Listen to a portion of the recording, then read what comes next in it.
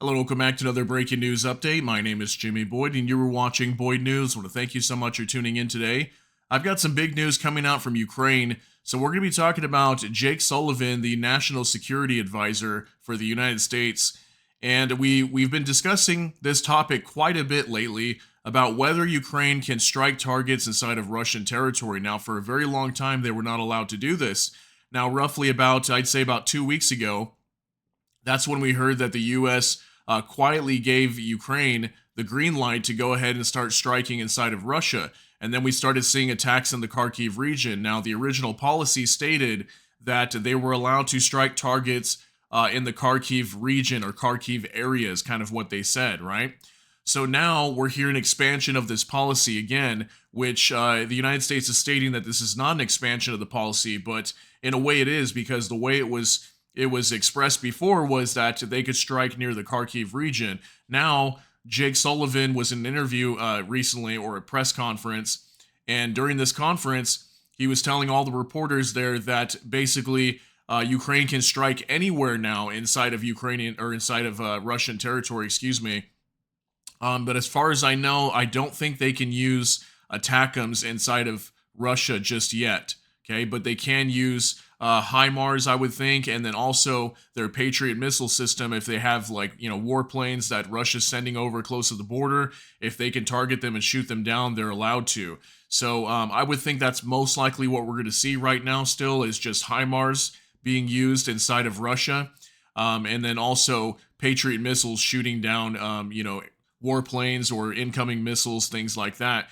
So very big expansion of this policy, in my opinion. And I told all of you that this was going to happen. They were slowly going to edge into it and allow Ukraine to do more and more and more. I wouldn't be surprised that one of the next big things that comes, let's say if Ukraine really starts to struggle, I think that the U.S. will come out and announce that they can start using ATACMS inside of Russia, which right now, as far as I know, they're not supposed to be using them. But what we understand is that Ukraine can strike inside of Russian territory. So we'll have to see what weapons exactly they can use. So I want to go ahead and get into this and talk about this some more, because this is very big news. And again, more escalation from the West targeting inside of Russian territory. So let's go ahead and take a look at this on Politico. U.S. says Ukraine can hit inside Russia anywhere its forces attack across the border. So as long as Russia is set up to attack, or maybe they've got missile launchers that they're about to start firing inside of Ukraine, those could be legitimate targets. Or if Russia starts sending warplanes to the border to, launch glide bombs or whatever it might be, that's where they can start taking these out. And I think the reason why they're expanding this policy as well and making it clear to the Ukrainians that they can strike wherever is that also very soon, any day now, they could be receiving F-16s. Now, once they receive F-16s, that's when Ukraine can really start doing some real damage to the Russian Air Force, and also, shooting down more of these missiles, incoming missiles, things like that. So it says here, the U.S. has told Ukraine it can use American-supplied weapons to hit any Russian forces attacking from across the border, not just those in the region near Kharkiv. According to U.S. officials, the subtle shift in messaging, which officials insist is not a change in policy, comes just after weeks after the U.S. quietly gave Kyiv the green light to strike inside Russia in response to a cross-border assault on the city of Kharkiv. At the time, U.S. officials stressed that the policy was limited to the Kharkiv region, among other restrictions. So again, yeah, that was what was widely reported before, and I reported on this as well, that it was limited to the Kharkiv region. So now we're being told they can strike anywhere inside of Russia aside from long-range strikes. So as far as I know, they can't strike deep into Russian territory, but they can strike just over the border. I don't know if there's a set number of kilometers they can target, but roughly around near where the border is at, is what I understand. Ukrainian forces have since used American weapons to strike into Russia at least once, destroying targets in the city of Belgorod, and managed to hold back the Russian assault. But Ukrainian and other European officials have pressed the U.S. to loosen its restrictions even further, allowing Ukraine to strike anywhere inside of Russia. So eventually, I think that's where this will lead to. At some point, it may take several months, maybe 6 months, who knows, for them to allow this. But I think at some point it may come to that, where they allow Ukraine to strike literally anywhere inside of Russia, but right now it's mainly just near the border.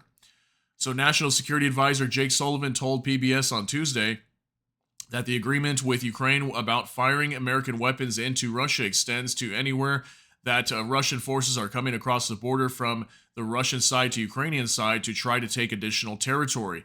Russia has in recent days indicated it may soon move on the northeastern city of Sumy, which is also near the Russian border. If that happens, policy would apply there as well. That could also be another big reason. I actually forgot about that we've been hearing that the Russians may launch another assault in the Sumy region, which is just northwest of Kharkiv.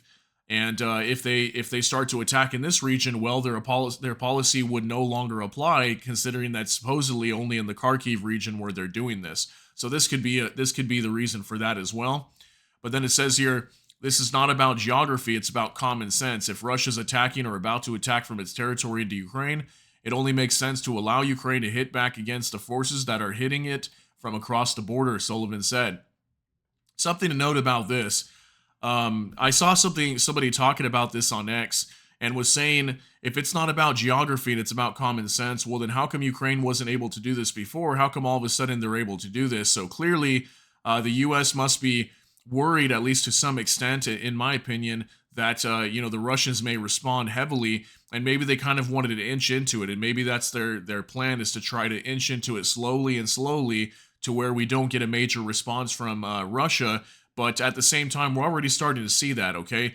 Vladimir Putin just went to North Korea, and then he was also in Vietnam as well. And while he's going around, he's starting to say that he may start supplying other countries that are enemies to the United States, let's say North Korea or the Yemen Houthis, or maybe some countries down in Central America or South America, like Venezuela, for example, or maybe even Cuba, start giving them long-range weapons, excuse me, that they can use to start striking targets inside the United States, or maybe in other countries that are friendly to the U.S., maybe go after U.S. Or Western targets. So this is obviously already starting to backfire, and it's making Russia very upset. They may not be responding nuclear or anything like that right now, but it could eventually lead to that. So very dangerous what we're seeing here. 2 U.S. officials who were granted anonymity to speak candidly about the discussions maintain that allowing Ukraine to hit inside Russia in response to counterfire from anywhere across the border is not a shift in policy since the Kharkiv decision was made. Originally, the move was characterized only in the context of the ongoing Kharkiv assault, but that did not exclude the possibility of hitting back against cross-border attacks, said one of the officials. So it says here as well, still Sullivan's language is markedly different, and what U.S. officials said in May when the new policy was detailed. At the time, a senior U.S. official said the president recently directed his team to ensure that Ukraine is able to use the U.S. weapons for counter-fire purposes in Kharkiv so Ukraine can hit back at Russian forces hitting them or preparing to hit them. I remember reporting on this just a couple weeks ago, that exact statement. So yes, the statement was made to Ukraine that they could strike in the Kharkiv region. And then we also heard multiple times, I believe, from Volodymyr Zelensky, the president of Ukraine, saying that, we need to be able to strike anywhere inside Russia, not just in the Kharkiv region. And now we're starting to see that, okay? So the policy of not allowing long-range strikes inside Russia has not changed the official stress. So again, we know that they cannot strike deep inside of Russia. So that's where I'm saying I don't think they can use the ATACMS just yet, because the ATACMS, I believe they've got some that can go up to 300 kilometers, so it could probably go maybe 250 kilometers inside of Russia. And Ukraine supposedly is not allowed to do that just yet. But the HIMARS would give them the range to strike around the border in that area where the U.S. is currently allowing them to do so. So this is, excuse me, very big news. Sorry, guys, my voice is still not doing too good. I'm still kind of recovering from a cold, so my apologies. But yeah, getting back to this, this policy, in my opinion, is definitely changing, and it's becoming more widespread where they're allowing Ukraine to strike anywhere inside of Russia now. And at some point, I think it will allow them to strike deeper and deeper and deeper into Russia, which, they've already been doing that with drones, yes, but with U.S.-made weapons, as far as we know, the only things that I've reported on that I've seen were HIMARS strikes in the Belgorod region, targeting primarily Russian air defense, okay? So let me know what you think down below, though. This is definitely, again, more escalation over here in this war, and I think it's going to push Vladimir Putin to want to really start arming his buddies over here, North Korea, and some other countries that he wants to start giving weapons to, maybe even the Yemen Houthis. And we're going to start seeing more attacks around the world if he starts to allow this to happen. And it's only going to create more tension, more escalation between the West and Russia, and eventually, at some point, hopefully it never happens, but maybe a wider war between NATO and Russia. But let me know what you think down below. Share your thoughts, concerns, and opinions down in the comment section. That's going to be it for this update. If you got something out of this, please smash that like button. Also, if you enjoy my content, please consider subscribing down below. Hit the notification bell, that way YouTube can notify you. And with that, I hope you all have a great day. Everybody take care and God bless, and we'll see you in the next one.